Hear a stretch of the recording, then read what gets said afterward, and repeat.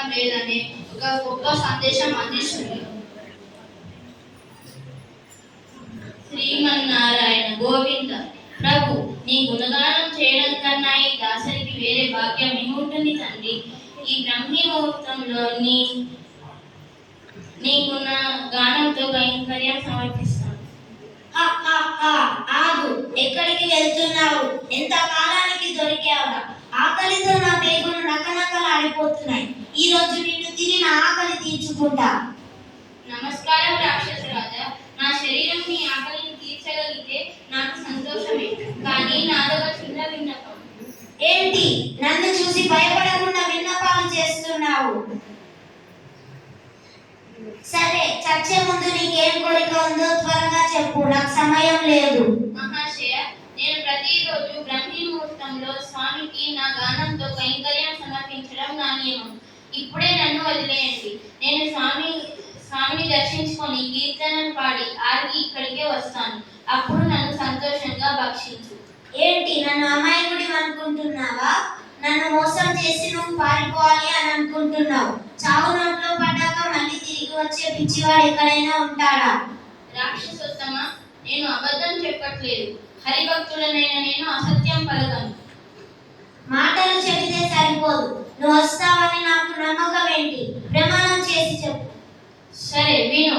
నేను గాని రాకపోతే ఏ జ్ఞానహీనుడైన సకల చరాచర సృష్టికర్త అయిన శ్రీ మహావిష్ణువును కాదని పరదైవాలను పూజిస్తాడో ఆ పాపికి దక్కే నరకలోక ప్రాప్తి నాకు దక్కుగాక. పరనిత్య చేసే వారికి కృతజ్ఞులకు కలు పాపం నాకు చుట్టుకోనుగాక. ఇవే నా ప్రమాణాలు. నేను నా నియమం పూర్తి కాగానే నీ ఆకలి తీర్చడానికి వస్తాను. అబ్బో, ఎంతటి కఠినమైన ప్రమాణాలు! సరే, నీ సత్యాన్ని భక్తిని నమ్మి పంపుతున్నాను. త్వరగా వెళ్ళిరా.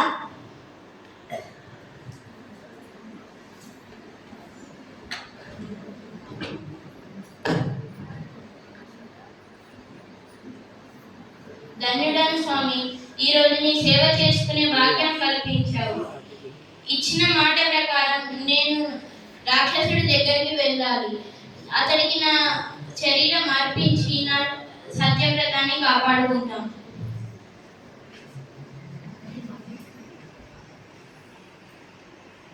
నమస్కారం రాక్షస రాజా, నేను వచ్చేసాను. ఇదిగో నా శరీరం, నీ ఇష్టం వచ్చినట్టు బుద్ధించు. ఓ పరమ భగవత్తోత్తమ, నీ సత్యనిష్ట నన్ను కదిలించేసింది. నిన్ను తినే పాపం నేను చేయలేను, కానీ నాదొక చిన్న ప్రార్థన. ఏంటా ప్రార్థన? నేను పూర్వజన్మలో సోమశర్మ అనే బ్రాహ్మణుడిని. వేదాలు చదివిన అహంకారంతో, గర్వంతో ఇతరులను అవమానించడం వల్ల ఈ రాక్షస జన్మ నాకు వచ్చింది. నీవు ఈరోజు తెల్లవారుజామున ఆ శ్రీహరి ముందు పాడిన కైశిక రాగ కీర్తనల పుణ్యఫలాన్ని నాకు దారపోసి శాప విముక్తి కలిగించు స్వామి. అయ్యా, నేను భగవంతునికి చేసిన ప్రార్థనను అమ్ముకోలేను. అలా అని నా స్వార్థం కోసం దాన్ని త్యాగం కూడా చేయలేను. పుణ్యఫలం మొత్తం ఆ భగవద్గీతం. మహాత్మా, రక్షించు. కనీసం నీవు పాడిన కీర్తనలలో ఒక చివరాఖరి కీర్తన పుణ్యఫలానైనా నాకు ఇవ్వు, లేదంటే నరక యాతన నేను భరించలేను. సరే, ఒక జీవుడి ఆర్తిని తీర్చడం కన్నా భగవంతునికి ఇష్టమైన కార్యం ఏముంటుంది? ఈ రోజు నేను ఆలకించిన కీర్తనల చివరి భాగ పుణ్యఫలాన్ని నీకు దారపోస్తున్నాను.